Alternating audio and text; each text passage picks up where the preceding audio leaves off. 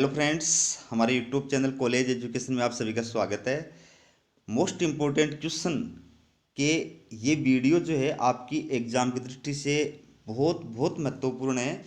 मैं वही टॉपिक जो है उन पे वीडियो बना रहा हूँ जो टॉपिक आपके एग्ज़ाम के लिए बहुत इंपॉर्टेंट है। 101% जिनके एग्ज़ाम में आने के चांस हैं, इसलिए पूरी वीडियो को अंत तक ध्यानपूर्वक देखिए। चलिए वीडियो की शुरुआत करते हैं। आज का अपना टॉपिक है अराजकतावाद के प्रमुख तत्व या विशेषताएं या लक्षण। सबका एक ही मतलब है, आलोचनात्मक मूल्यांकन कीजिए। अराजकतावादी जो विचारधारा है या अराजकतावाद जो है, उसके मुख्य लक्षण, विशेषताएं, तत्व, आधार, सबका एक ही मतलब है। ठीक है, तो शुरुआत करते हैं। मानव जीवन तथा समाज में राज्य के महत्व तथा स्थान के संबंध में जो विविध विचारधाराएं प्रचलित हैं, उनमें अराजकतावाद एक अत्यंत महत्वपूर्ण विचारधारा है।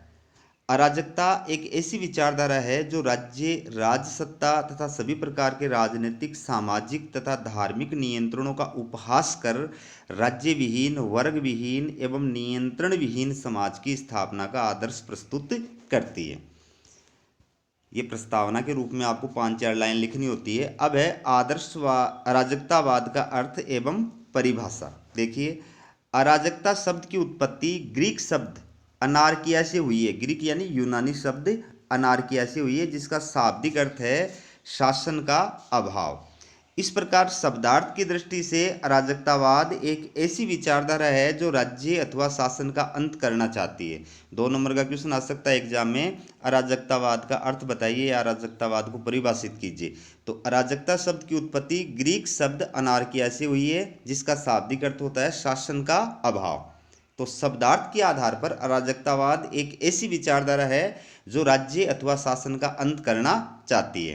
लेकिन इससे ज़्यादा देखिए आगे, लेकिन वास्तव में अराजकतावाद का तात्पर्य केवल राज्य एवं शासन का अंत नहीं है, अपितु एक ऐसी समाज की स्थापना करना चाहती है जिसमें व्यक्ति किसी भी बाहरी बाध्यकारी शक्ति के अधीन नहीं हो, बल्कि व्यक्ति पूर्ण स्वतंत्र हो। अपने इसी आदर्श को प्राप्त करने के लिए अराजकतावादी राज्य, व्यक्तिगत संपत्ति, ईश्वर, धर्म आदि सभी बाध्यकारी शक्ति संगठनों का विरोध करते हैं। तो अराजकतावाद का मतलब सिर्फ राज्य या शासन का अभाव ही नहीं है, बल्कि वास्तव में अराजकतावाद का मतलब एक ऐसे समाज की निर्माण करने से है जिस समाज के अंदर व्यक्ति के जीवन पर कोई बाध्यकारी नियंत्रण नहीं हो, ऐसी कोई संस्थाएं, ऐसे कोई संगठन नहीं हो जो व्यक्ति के जीवन के ऊपर कंट्रोल करते हों, उसको नियंत्रित करते हों। मतलब समाज के अंदर व्यक्ति स्वतंत्रता पूर्वक रह सके, ठीक है, अपने इच्छा अनुसार कार्य कर सके। ऐसी व्यवस्था जो है जिसमें न राज्य है, न व्यक्तिगत संपत्ति है, न ईश्वर है, न धर्म है, इस प्रकार के कोई भी संगठन या संस्था नहीं है, तो ऐसे समाज जो है वो है अराजकतावादी समाज। और ऐसे समाज की रचना करना, निर्माण करना अराजकतावाद का उद्देश्य है। ठीक है, अब आगे देखिए अराजकतावाद की परिभाषाएं, डेफिनेशन देखिए। एक विद्वान हक्सले, इन्होंने अराजकतावाद की क्या परिभाषा दी है। अराजकतावाद समाज की वह अवस्था है जिसमें प्रत्येक व्यक्ति अपना शासक स्वयं होता है। समझ गए बात, कि जिसमें हर व्यक्ति जो है वो अपनी इच्छा अनुसार कार्य करने के लिए स्वतंत्र होता है, जिस हर व्यक्ति संप्रभु होता है, उसके ऊपर कोई बाध्यकारी या नियंत्रणकारी शक्ति नहीं होती है। ऐसा समाज जो है वो अराजकतावादी समाज होता है। एक विद्वान है कोकर, इन्होंने क्या परिभाषा दी है। अराजकतावाद वह सिद्धांत है जिसके अनुसार राजनीतिक सत्ता अपने प्रत्येक रूप में अनावश्यक एवं अवांछनीय होती है। जिसमें राजनीतिक सत्ता नहीं होती है, व्यक्तियों के अपने स्वैच्छिक समूह होते हैं, और वो स्वैच्छिक समूह जो है वो समाज के अंदर व्यवस्था का संचालन करते हैं। अब देखिए अराजकतावाद के लक्षण एवं सिद्धांत। पहला है राज्य का पूर्ण विरोध। दोस्तों पॉइंट आप बिल्कुल रट लो, कोटेशन रट लो, और वर्णन अपने विवेक से जो है एग्जाम के अंदर लिख देना। वर्णन एग्जाम में कोई नहीं पढ़ता है, आपको अंदर की बात बता रहा हूँ, वर्णन एग्जाम में कोई नहीं पढ़ता है। कॉपी चेक करने वाला सिर्फ पॉइंट देखता है, कोटेशन देखता है सरसरी नज़र से। इसलिए आपको पॉइंट और कोटेशन रट लेने हैं और वर्णन अपने हिसाब से जैसा है वैसा लिखना है। ठीक है, तो अपन पढ़ रहे हैं अराजकतावाद के लक्षण। पहला लक्षण क्या है, राज्य का पूर्ण विरोध। देखिए अराजकतावादी विचारधारा का प्रथम शत्रु राज्य है। अराजकतावाद के अनुसार राज्य एक ऐसी अनावश्यक बुराई है जिसका न तो कोई औचित्य है, न ही कोई उपयोग। अराजकतावादी राज्य या शासन के किसी भी रूप विशेष का नहीं वरन सभी रूपों में राज्य और शासन का विरोध करते हैं। उनका कहना है कि गणतंत्र या प्रजातंत्र, जिसे कि जनता का शासन कहा जाता है, वह भी उतना ही बुरा है जितना कि कोई निरंकुश शासन हो सकता है। अराजकतावादियों द्वारा राज्य का विरोध निम्नलिखित आधारों पर किया गया है। तो अराजकतावाद का लक्षण पढ़ रहे हैं अपन। अराजकतावादियों ने राज्य का पूर्ण विरोध किया है। अराजकतावादी विचारधारा राज्य को अपना प्रथम शत्रु मानती है और राज्य को एक ऐसी अनावश्यक बुराई मानती है जिसका कोई उपयोग नहीं है, कोई महत्व नहीं है। वो कहती हैं कि राज्य का कोई भी रूप हो, शासन का कोई भी रूप हो, चाहे वो लोकतांत्रिक शासन हो, चाहे वो तानाशाही शासन हो, कैसा भी शासन हो, हर प्रकार का शासन जो होता है वो बुरा होता है और निरंकुश होता है, वो व्यक्ति के हित में नहीं होता। शासन के सभी रूप जो है वो व्यक्ति के ऊपर बाध्यकारी नियंत्रण लगाते हैं, इसलिए राज्य और शासन होना ही नहीं चाहिए। तो उन्होंने राज्य का किन किन आधारों पर विरोध किया है। पहला आधार देखिए, अस्वाभाविकता के आधार पर। देखिए, अराजकतावादी मानते हैं कि व्यक्ति अपने स्वभाव और प्रकृति से ही शांति प्रिय और सहयोगी प्राणी है, किंतु राज्य की शक्ति उनके मध्य शासक और शासित के रूप में वर्ग विभेद की दीवार खड़ी कर उनकी स्वाभाविक सहयोगी प्रवृत्ति को समाप्त कर देती है।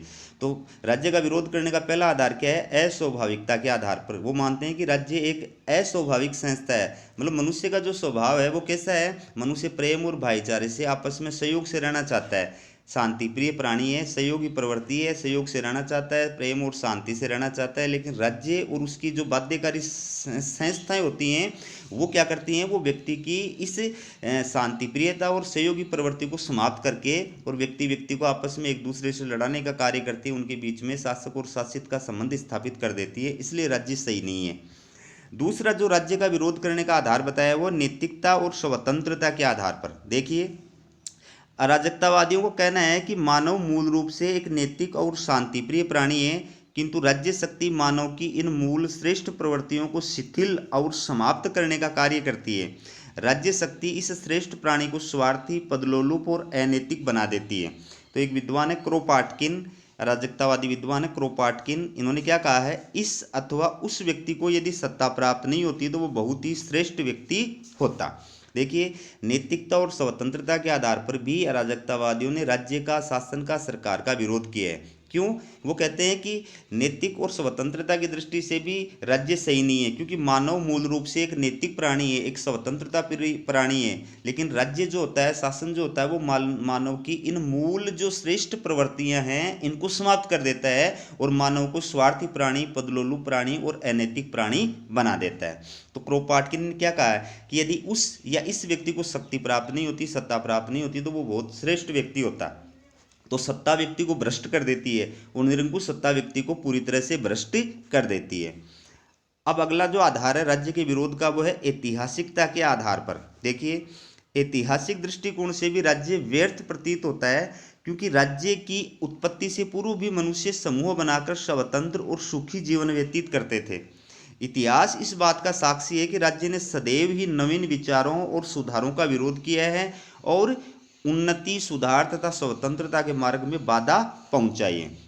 तो ऐतिहासिक आधार पर भी अराजकतावादी राज्य का विरोध करते हैं। उनका कहना है कि राज्य की उत्पत्ति से पहले मनुष्य बहुत सुखी था, समाज में शांति और व्यवस्था थी, लोग प्रेम और भाईचारे की भावना से, सहयोगी प्रवृत्ति से रहते थे। लेकिन राज्य की उत्पत्ति के पश्चात मानव जीवन जो हो गया है वो दुखी हो गया है, उसमें बहुत सारी बुराइयां पैदा हो गई हैं। ठीक है, तो और इसके अलावा राज्य जो है हमेशा नए सुधारों का विरोध करता है, वो किसी भी प्रकार के नवीन सुधारों को लागू नहीं करना चाहता है, वो उन्नति, सुधार और स्वतंत्रता के मार्ग में बाधा प्रस्तुत करने का कार्य करता है।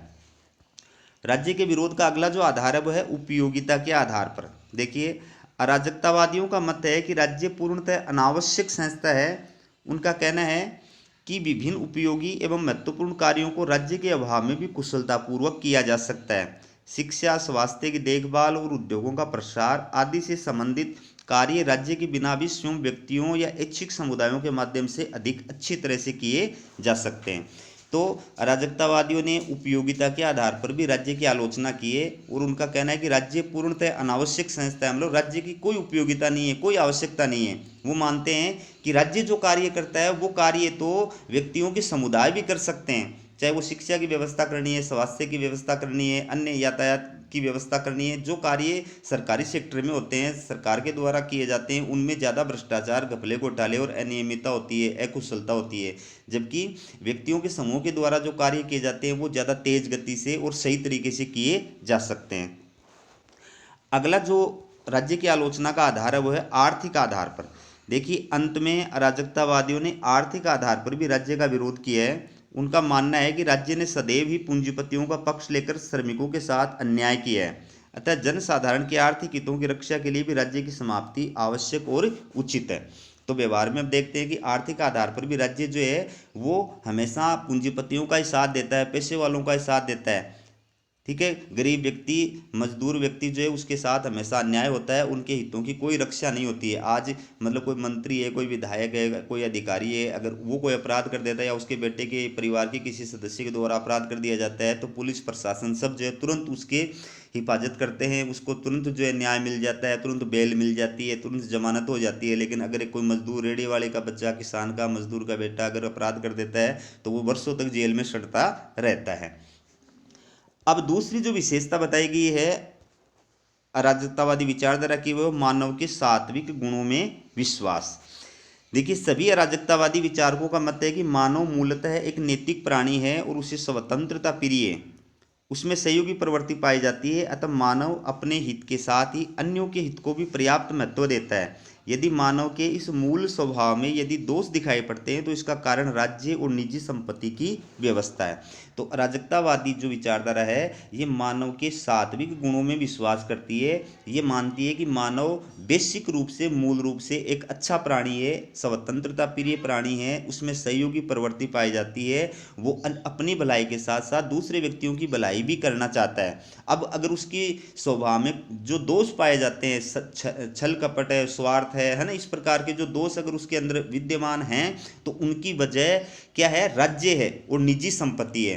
राज्य और निजी संपत्ति की वजह से व्यक्ति के अंदर स्वार्थ है, संघर्ष है, तेरा मेरा है, इस प्रकार की ईर्ष्यालु है, झगड़ालू, इस प्रकार की प्रवृत्तियां पैदा होती हैं।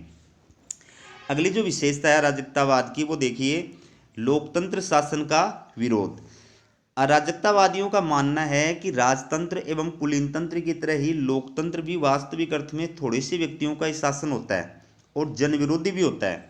इसके अलावा लोकतंत्र शासन में चुने गए प्रतिनिधि शासन से संबंधित सभी कार्यों में कुशल नहीं होते हैं और साथ ही उनके स्वयं के निजी और दलीय स्वार्थ भी होते हैं। तो लोकतंत्र शासन का भी अराजकतावादी विरोध करते हैं। कैसे करते हैं? उनका ये मानना है कि लोकतंत्र शासन भी मतलब कहने को जनता का शासन होता है, लेकिन वास्तव में वो थोड़े से व्यक्तियों का ही शासन होता है। ठीक है ना, थोड़े से व्यक्तियों का शासन होता है और जनविरोधी शासन होता है, क्योंकि उसमें जो जनता के द्वारा चुने गए प्रतिनिधि होते हैं वो अपना फायदा ज़्यादा करते हैं, जनता का फायदा कम करते हैं। और जनता के हित में अगर 5 रुपया भी खर्च करेंगे तो उसका तो बहुत जोर शोर से प्रचार करेंगे। अपने स्वार्थ के लिए, अपने हित के लिए अगर 500 1000 करोड़ भी खर्च कर देंगे तो उसका किसी को पता भी नहीं चलने देते हैं। ठीक है, इसके अलावा लोकतांत्रिक शासन व्यवस्था जो है वो आम आदमी के अंदर, जनता के अंदर क्या करती है? वो दलीय भावना पैदा कर देती है।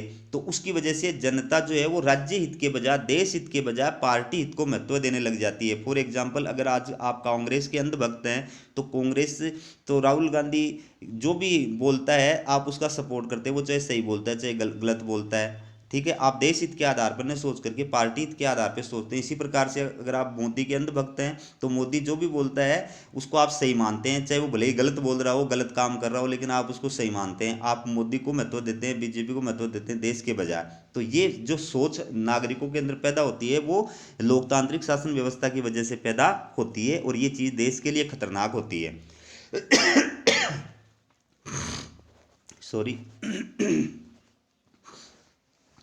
तो एक विद्वान है जोड, इन्होंने लोकतांत्रिक शासन व्यवस्था की आलोचना करते हुए क्या कहा, देखिए। खांसी आ गई, माफी चाहता हूं।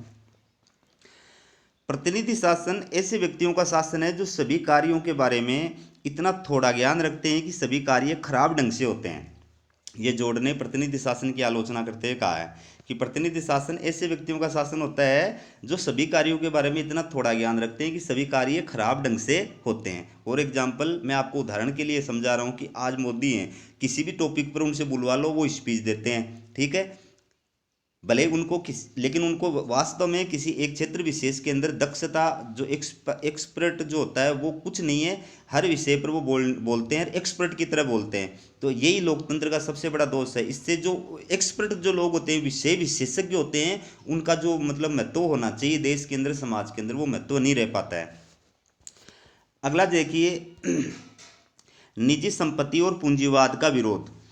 अराजकतावाद संपत्ति के निजी स्वामित्व को अप्राकृतिक एवं अमानवीय मानता है। वह निजी संपत्ति की धारणा से उत्पन्न पूंजीवादी व्यवस्था का भी विरोधी है। एक विद्वान प्रोंधा, इन्होंने क्या कहा है, प्रत्येक प्रकार की संपत्ति चोरी है। याद रखना, कोटेशन बहुत इंपॉर्टेंट है, प्रत्येक प्रकार की संपत्ति चोरी है। ये अराजकतावादी विद्वान प्रोंधा का कथन है। तो अराजकतावादी विद्वान जो है वो निजी संपत्ति की और पूंजीवाद की आलोचना करते हैं। आगे देखिए, पहले बाकुनिन का मत है कि निजी संपत्ति की व्यवस्था समाज में असमानता, वर्ग भेद व शोषण को जन्म देती है। निजी संपत्ति के सिद्धांत पर आधारित पूंजीवादी व्यवस्था में समाज पूंजीपति और श्रमिक दो विरोधी वर्गों में विभाजित हो जाता है और इससे दोनों ही वर्गों का नैतिक पतन होता है तथा श्रमिकों के शोषण व राजसत्ता का दुरुपयोग होता है। तो अराजकतावादी जो विद्वान हैं या अराजकतावादी जो विचारधारा है, उन्होंने निजी संपत्ति और पूंजीवाद का भी विरोध किया है। वो संपत्ति को क्या मानते हैं, अप्राकृतिक और अमानवीय मानते हैं। निजी संपत्ति की धारणा को वो बहुत गलत चीज़ मानते हैं और पूंजीवादी व्यवस्था का भी वो विरोध करते हैं। वो कहते हैं कि निजी संपत्ति की व्यवस्था से ही समाज के अंदर आज असमानता है, वर्ग भेद है, शोषण है, अन्याय है, स्वार्थ है, संघर्ष है, ईर्ष्या है, द्वेष है, ये सब कुछ जो बुराइयां समाज के अंदर हैं वो निजी संपत्ति की वजह से है। इसके अलावा पूंजीवादी व्यवस्था जो है ये भी गलत है, क्योंकि पूंजीवादी व्यवस्था से भी समाज के अंदर शोषण, अन्याय और विषमता बढ़ती है, जिससे समाज में दो वर्ग बन जाते हैं, अमीर वर्ग और गरीब वर्ग, ठीक है। और इसके वजह से जो है श्रमिकों का शोषण होता है, प्लस पूंजीपतियों के द्वारा सत्ता का अपने स्वार्थ के लिए दुरुपयोग किया जाता है, जिसका उदाहरण आपके सामने है। आज अडानी के जो कितने मामले जो है उजागर किए जा रहे हैं, लेकिन फिर भी सत्ता जो है उनके खिलाफ न सीबीआई का प्रयोग करती है, न ईडी का प्रयोग करती है, न इनकम वो आईटी का प्रयोग करती है, किसी भी मतलब एजेंसी का उसके खिलाफ प्रयोग नहीं किया जा रहा है, जांच करने का कार्य नहीं किया जा रहा है। तो ये उद्योगपति के द्वारा सत्ता का दुरुपयोग होता है। दोस्तों, मैं किसी बीजेपी या कांग्रेस का आदमी नहीं हूँ, मैं सिर्फ आपको समझाने के लिहाज से ये उदाहरण दे रहा हूँ, तो इसलिए आपको बुरा मानने की आवश्यकता नहीं है। अगली जो विशेषता है अराजकतावाद की, युद्ध एवं साम्राज्यवाद का विरोध। देखिए, अराजकतावादी विचारकों ने युद्ध और साम्राज्यवाद को मानव प्रकृति के विरुद्ध माना है और उसकी निंदा की है। उनका मानना है कि युद्ध और साम्राज्यवाद राज्य की बाध्यकारी शक्ति को मजबूत बनाते हैं और बड़े पैमाने पर मानव जाति का शोषण करते हैं। तो अराजकतावाद जो है ये युद्ध और साम्राज्यवाद का भी विरोध करता है, क्योंकि युद्धों की वजह से, साम्राज्यवाद की वजह से मानव जो होता है, मानवता का नाश होता है, मानव का नाश होता है और इससे शक्ति को बढ़ावा मिलता है। तो शक्ति की वजह से जो है और व्यक्ति का जो हित होता है वो प्रभावित होता है, मानव जाति का बड़े पैमाने पर शोषण होता है। देशों देशों के बीच में युद्ध और संघर्ष की वजह से जो धन मानव के कल्याण और विकास पर खर्च होना चाहिए, वो धन युद्ध करने में और हथियार बनाने में, मिसाइलें बनाने में, इन चीज़ों में खर्च होता है, तो उससे मानव को नुकसान होता है। अगली जो विशेषता है वो है ईश्वर व धर्म का विरोध। ईश्वर व धर्म का विरोध। देखिए, अराजकतावादी धर्म और ईश्वर का विरोध करते हैं। उनकी ये मान्यता है कि धर्म के धोखे में आकर व्यक्ति अपना विवेक खो बैठता है, वह भाग्यवादी हो जाता है और उसके कर्म की शक्ति बहुत शिथिल पड़ जाती है।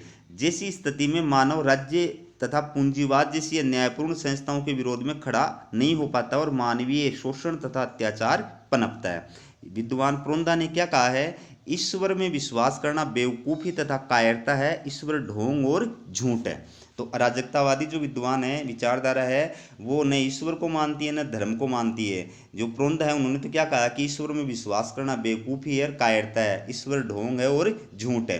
क्योंकि ईश्वर और धर्म ये जो विचार हैं वो व्यक्ति के विवेक को कुंठित कर देते हैं, व्यक्ति को भाग्यवादी बना देते हैं, उसके पुरुषार्थ और पराक्रम की जो शक्ति होती है वो समाप्त हो जाती है, ठीक है। और वो अंधभक्त बन करके गलत चीज़ों को भी सपोर्ट करने लग जाता है, गलत बातों का भी सपोर्ट करने लग जाता है। तो उससे समाज के अंदर ऐसी संस्थाओं को बढ़ावा मिलता है जो मानव का शोषण करती हैं, उसको दास बनाने का कार्य करती हैं।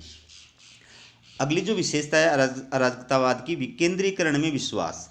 देखिए, अराजकतावादी अपने आदर्श समाज में व्यवस्था और प्रबंध में विकेंद्रीकरण पर बल देते हैं और चाहते हैं कि समाज का पुनर्निर्माण स्थानीय संस्था और संघों के आधार पर हो।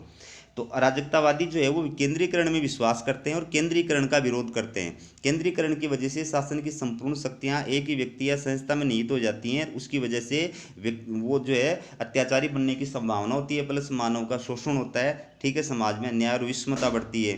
ठीक है, आर्थिक न्याय उपलब्ध नहीं होता है। इसलिए समाज में विकेंद्रीकरण की व्यवस्था लागू करने का अराजकतावादी सपोर्ट करते हैं। तो वो समाज के अंदर व्यवस्था और प्रबंध जो है वो स्थानीय संस्था और संघों को प्रदान करना चाहते हैं। जनता के मतलब जनता के द्वारा निर्मित जो स्थानीय संघ और संस्थाएं होते हैं उनके माध्यम से वो आर्थिक सत्ता का संचालन करना चाहते हैं, न कि राज्य के माध्यम से। और लास्ट जो विशेषता है, एक आदर्श अराजकतावादी समाज की स्थापना का समर्थन। देखिए, अराजकतावादी विचारकों ने राज्य विहीन, वर्ग विहीन तथा निजी संपत्ति विहीन समाज की कल्पना की है। वे एक ऐसे समाज की स्थापना करना चाहते हैं जिसमें किसी भी रूप में सत्ता का विकेंद्रीकरण नहीं हो। उनके अनुसार समाज की संपूर्ण व्यवस्था, इसका प्रबंध विकेंद्रीकरण पर आधारित होगा। इसके तहत स्थानीय स्तर पर अनेक स्वतंत्र एवं वैकल्पिक संघ होंगे और इनके सहयोग से क्रमशः जिला, प्रांतीय व राष्ट्रीय स्तर के संघ बनेंगे।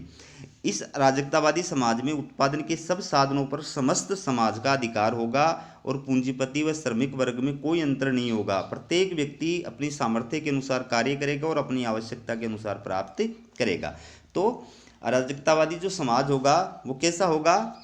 वो समाज एक आदर्श अराजकतावादी समाज होगा जो राज्य विहीन होगा, वर्ग विहीन होगा, धर्म विहीन होगा और निजी संपत्ति विहीन होगा, और जिसमें आर्थिक शक्तियों का जो है प्रबंधन जो है वो राज्य के द्वारा नहीं किया जा करके और स्थानीय स्तर पर, प्रत्येक स्तर पर, स्थानीय स्तर, ग्राम स्तर पर है, जिला स्तर पर है, प्रांतीय स्तर पर है, राष्ट्रीय स्तर पर है, एक स्वतंत्र और वैकल्पिक संघ होंगे। जनता के स्वतंत्र और वैकल्पिक संघ होंगे और उन संघों के माध्यम से आर्थिक शक्तियों का संचालन किया जाएगा। तो उससे क्या होगा कि सभी व्यक्तियों के पास में आर्थिक शक्तियाँ रहेंगी, आर्थिक साधन रहेंगे। कोई गरीब नहीं होगा, कोई अमीर नहीं होगा, किसी का शोषण नहीं होगा, समाज में शोषण, विषमता और अन्याय नहीं होगा। ठीक है, अब देखिए दोस्तों, अब आपके सामने है अराजकतावाद की आलोचना। अब दोस्तों मैं आपको इन पॉइंटों को समझाऊंगा नहीं, सिर्फ पढ़ूंगा, रीडिंग करूंगा, क्योंकि समझाने पर फिर ये वीडियो बहुत बड़ा हो जाएगा, फिर अपलोड नहीं हो पाएगा। इसलिए मैं माफ़ी चाहता हूँ, सिर्फ मैं रिवीजन करूंगा। ठीक है, देखिए पहली आलोचना है, अराजकतावादी दर्शन अत्यधिक आदर्शवादी है। अराजकतावादियों द्वारा सहयोग और समानता पर आधारित एक ऐसे राज्य विहीन और वर्ग विहीन समाज की कल्पना की गई है जिसमें मानव जीवन पर कोई नियंत्रण नहीं होगा, किंतु व्यवहारिक दृष्टिकोण के आधार पर कहा जा सकता है कि इस आदर्श समाज की स्थापना केवल स्वर्ग में ही हो सकती है। दूसरी आलोचना, मानव स्वभाव का चित्रण एकांकी है। देखिए, अराजकतावादियों ने मानव स्वभाव की केवल अच्छाइयों का उल्लेख किया है, जबकि मानव स्वभाव में अनेक दोष भी हैं। मनुष्य के स्वभाव का केवल देवीय पक्ष ही नहीं होता है, वरन पाशविक, स्वार्थी और स्व केंद्रित पक्ष भी होता है। अतः यह कहा जा सकता है कि उनका मानव स्वभाव का चित्रण त्रुटिपूर्ण है। अगली जो आलोचना देखिए, राज्य संबंधी धारणा की आलोचना, कि राज्य की जो आलोचना की गई है अराजकतावादियों के, उसको लेकर के भी आलोचक जो है वो अराजकतावाद की आलोचना कर रहे हैं। तो पहला है, राज्य अनावश्यक संस्था नहीं है। देखिए, अराजकतावादियों ने राज्य को एक अनावश्यक संस्था बताया है, किंतु वास्तव में राज्य व्यक्ति व समाज के जीवन के लिए अत्यंत उपयोगी व महत्वपूर्ण संस्था है। राज्य के अभाव में किसी भी सभ्य और सुसंस्कृत जीवन की कल्पना नहीं की जा सकती है। फिर है, राज्य बुराई नहीं है। देखिए, अराजकतावादियों का यह मत गलत है कि राज्य एक अनावश्यक बुराई है जो व्यक्ति की स्वतंत्रता का अंत करना चाहता है तथा ऐसे दूषित वातावरण का निर्माण करता है जिसके कारण व्यक्ति का नैतिक पतन होता है। वास्तव में राज्य तो एक सकारात्मक अच्छाई है जिसका जन्म व्यक्ति के जीवन की रक्षा के लिए हुआ है। अगली जो आलोचना है अराजकतावाद की, वह मानव स्वभाव के दुर्गुण राज्य के परिणाम नहीं। देखिए, अराजकतावादियों का यह विचार भी औचित्यपूर्ण नहीं है कि मानव स्वभाव के दुर्गुणों के लिए राज्य उत्तरदायी है। यद्यपि कुछ व्यक्तियों के स्वभाव और शासकों के अत्याचार का बुरा प्रभाव पड़ सकता है, किंतु मनुष्यों के प्रत्येक दुर्गुण के लिए राज्य को उत्तरदायी नहीं ठहराया जा सकता। इसके अलावा मानवीय चरित्र की निर्बलताओं के लिए राज्य तथा कानून से कहीं अधिक उत्तरदायी समाज, कुटुंब, शिक्षणालय तथा देश के रीति रिवाज आदि होते हैं।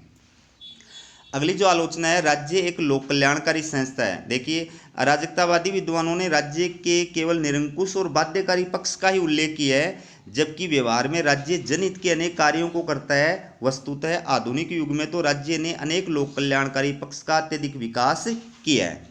फिर है, इतिहास का अध्ययन त्रुटिपूर्ण है। देखिए, अराजकतावादियों का यह कथन कि मानव इतिहास में राज्य की भूमिका नकारात्मक रही है, असत्य है। इससे प्रतीत होता है कि उन्हें मानव इतिहास का वास्तविक ज्ञान नहीं है। अतीत से वर्तमान काल तक की सभ्यता और संस्कृति के विकास में राज्य ने अनुपम योगदान दिया है। अगली जो आलोचना है वो किस आधार पर की गई है? निजी संपत्ति सदैव हानिकारक नहीं है। देखिए, अराजकतावादियों ने निजी संपत्ति की व्यवस्था को सदैव ही हानिकारक तथा अनैतिक माना है और उसके अंत पर बल दिया है, जबकि वास्तविकता यह है कि निजी संपत्ति व्यक्ति में उदारता का गुण उत्पन्न करती है। फिर है, ईश्वर व धर्म की अनुचित निंदा। अराजकतावादियों द्वारा ईश्वर और धर्म की भी अनुचित निंदा की गई है। वस्तुतः ईश्वर और धर्म की धारणा ने मनुष्य को अपने स्वार्थी मानवों से प्रेम और सहयोग की अनुभूति भी दी है। असंख्य व्यक्तियों के लिए धर्म नैतिक तथा उदार मूल्यों का स्रोत है। अगली जो आलोचना है वह है, अराजकतावादियों का उद्देश्य स्पष्ट नहीं है। देखिए, अराजकतावादी स्पष्टता पूर्वक ये नहीं बता पाते हैं कि राज्य के नष्ट होने के पश्चात समाज में किस प्रकार की व्यवस्था होगी, ऐच्छिक संघों को संगठित करने वाली कौन सी सत्ता होगी और विभिन्न व्यक्तियों, विशेष रूप से विभिन्न समुदायों के झगड़ों का निपटारा कैसे किया जाएगा, ये स्पष्ट नहीं है। लास्ट आलोचना है दोस्तों, अराजकतावादी विचारधारा विरोधाभासों से युक्त है। देखिए, अराजकतावादी विचारधारा में कई विरोधाभास हैं और उनकी मानव स्वभाव संबंधी धारणा तो अनेक विरोधाभासों से पूर्ण है। जैसे ये विचारधारा मानती है कि सामान्य नागरिक के रूप में मानव अत्यधिक स्वार्थी, सहयोगी एवं सेवा की भावना से संपन्न होते हैं, लेकिन शासक के रूप में वह स्वार्थी, दुराचारी एवं स्वेच्छाचारी हो जाता है। इसी प्रकार वे इस बात का भी उत्तर नहीं दे पाते हैं कि यदि सामान्य जनता के चरित्र में सुधार हो सकता है तो शासकों में सुधार कैसे नहीं हो सकता। तो दोस्तों, ये मेरा वीडियो आपको कैसा लगा कमेंट करके ज़रूर बताएं। और आपसे एक रिक्वेस्ट है, एक तो लाइक किया करो वीडियो को, एक अपने दोस्तों के पास इसका लिंक है ना वो शेयर किया करो, ताकि आपके नए दोस्तों के पास, नए विद्यार्थियों के पास भी वीडियो पहुंच सके। और सब्सक्राइब तो ज़रूर करो दोस्तों, पता नहीं आप सब्सक्राइब क्यों नहीं कर रहे हो। सब्सक्राइब करो। हमारा वीडियो देखने के लिए आपका बहुत बहुत धन्यवाद।